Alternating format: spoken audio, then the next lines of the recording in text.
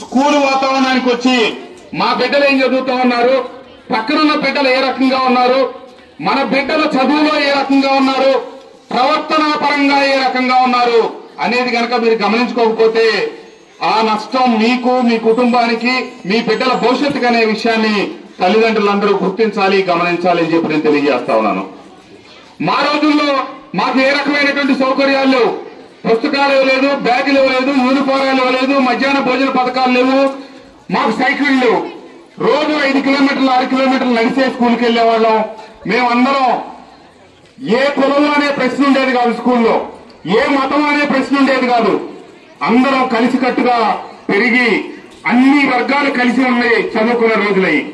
కాబట్టి దయచేసి ప్రభుత్వ స్కూళ్లలో కూడా బిడ్డల విద్యా ప్రమాణాలు పెంచడానికి ప్రభుత్వం ఈ వినూత్నమైనటువంటి కార్యక్రమం తీసుకుని లోకేష్ బాబు గారు విద్యాశాఖ మంత్రి గారి నాయకత్వంలో భవిష్యత్తు మీ బిడ్డలు బాగుండాలని చెప్పి మీరు క్రమం తప్పకుండా స్కూలుకు రండి.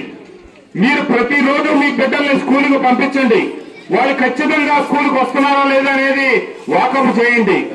వాళ్ళని ఒత్తిడికి గురి చేయొద్దు, కానీ వాళ్ళు సక్రమంగా చదువుకునేటట్టు, క్రమశిక్షణతో పెరిగేటట్టు. మా చిన్నతనంలో మేము చదువుకున్న వాళ్ళం మా స్కూల్లో 5 సెక్షన్లు